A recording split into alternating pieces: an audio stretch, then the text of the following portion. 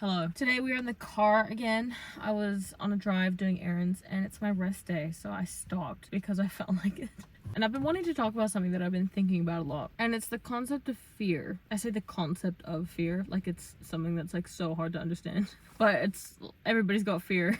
But I'm more talking about when you're so doubtful, scared, nervous, and you just think you can't do something, so you don't do it. You don't try. Because for a really long time, this was my norm. And it's weird because I always saw myself as a really capable person, like a capable kid. I was in martial arts from a really young age. My dad was in martial arts. I was bilingual. I could play instruments. So I always had a lot of confidence growing up as a kid, and I always wanted to try stuff. But as I got older, that like really started to go away. And I noticed that it was going away when I was making the choice to step away from competitive karate because it was such a big part of me and because I really made that my identity. I was proud of my accomplishments and how hard I was training, the friends I had made, the community that I had in it. I was always identified as a karate kid, and it was just such a big part of my culture as well growing up in Japan. So when it came time for me to need to take a rest from it, and when I say I needed to take a rest from it, I'm talking about an injury that I had. One of my first ones was a back injury that I had when I literally can't remember how old I was. I want to say like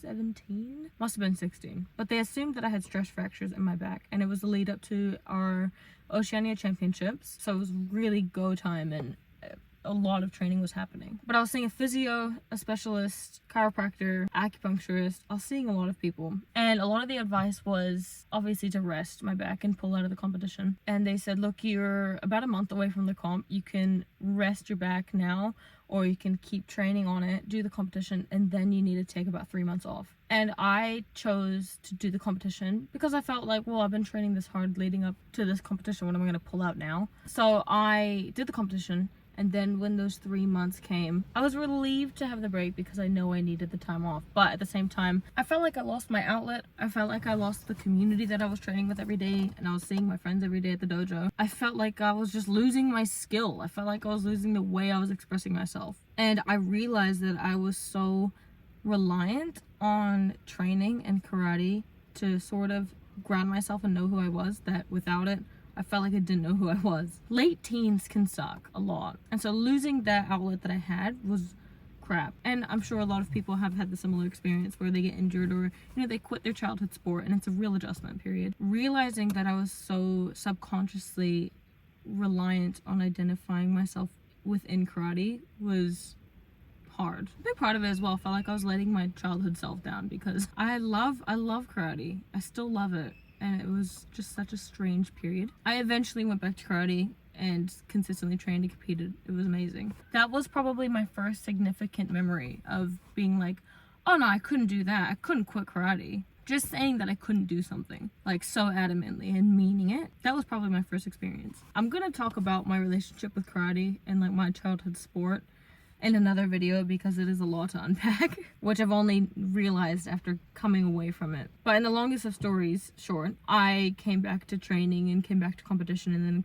went away again and came back because it was all part of me proving to myself that there's no such thing as I can't do it. I went from there's no way I could step away from karate to doing that to prove to myself that I don't need this to know who I was. And then it went from, oh, there's no way I could go back to competition. I'm so rusty and it's too much pressure. And so I did go back to competition to prove to myself that there's no such thing as I can't do it. My second big fear that I tried to negate was my fear of being perceived. That sounds like a joke considering I'm on YouTube right now and I've got like 108,000 people seeing me and perceiving me, but it all came from me trying to overcome that. I've had that Instagram account for like 5-6 years now, and I opened it because one of my friends was like, why don't you just try it? Who actually cares? You've got interesting things to say. You've got a cool skill that people enjoy watching. Cool backstory. Just post it if you want to. And that was mortifying to me. And I would spend so much time trying to like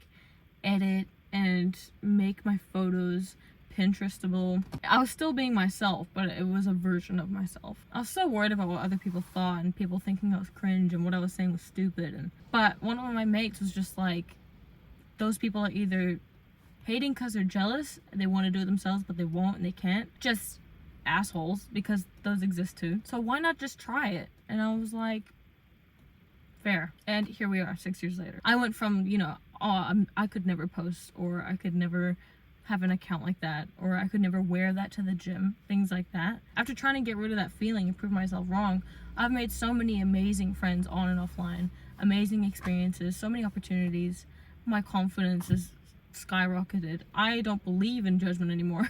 People can judge, people can say what they want, but at the end of the day, I'm doing what I want to make me happy, and that, as long as I'm not hurting anybody, that is literally all that matters. And that all came from me trying to stop myself from saying I'm not that type of person, or I could never do that. I realized that a lot of the things that I'm proud of came from me trying to prove to myself that yes, I can do it. My half marathon came from me hating running, saying I could never run. My full marathon came from that. This High Rocks is a form of that, and another form of that is something that I am going to announce a little bit later that I'm planning to do, because that has been my biggest I could never do that, and I can't do that. A lot of people ask me, why are you so motivated, why are you so dedicated? And the truth is, I seriously don't want to do a lot of the stuff that I do. I would say 95% of gym sessions, training sessions, I'm not always in the mood. This High Rocks lead up has been real difficult for me, especially starting a new job. But each of the sessions that I'm doing when I don't want to, each of these massive events that are really difficult and I'm choosing to do them, even though I'm not super confident or I don't have the training behind me, they're all little free will ways that I'm reminding myself that I'm literally the only person standing in my way. It is all mindset. My resilience is growing with every single training that I do when I don't want to do it. And this has highlighted my relationship with running for sure. My running situation. I could go on about this for days, but I've always said I'm not built to run. I suck at running. I hate running. I still stand by all of those things. But I know when I'm on my way to the gym and I have 14 kilometers on the treadmill to do that day, it is possible because I did 12 last week. And that's possible because I did 10 last week, and so on. So if you find yourself saying, I can't do that, or thinking that you can't, you need to try. Just try it. And that's not me being like, you should be disappointed. I'm saying if you want to not be that person, don't be that person. It's completely up to you to change that. And it is so easy to say. It is. But I'm also the one who's forcing myself to do stuff. So don't worry. We're in it together. And that's why I say start with what you're scared of. I realize I suck at running. I'm nervous about running. And I'll do a half marathon, full marathon, High Rocks, and something coming up. If you find your whole identity is wrapped around something, either materialistic or not, try stepping away from it and developing yourself.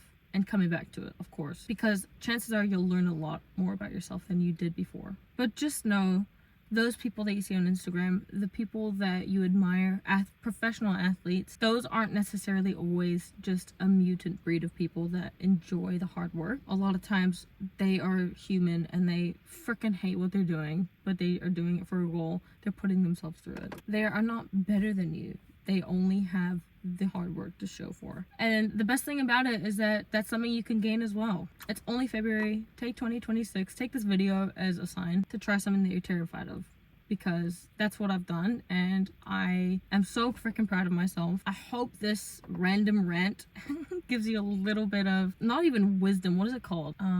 Like hope. As somebody who's posting on Instagram and gets asked like, I want to be like you, but I could never, You can. You can, because I don't want to do it either, but I'm doing it. So believe in yourself, guys. Believe in yourself. That's what I wanted to say today. Thanks for joining me in my hot, sweaty car, and I will see you next week.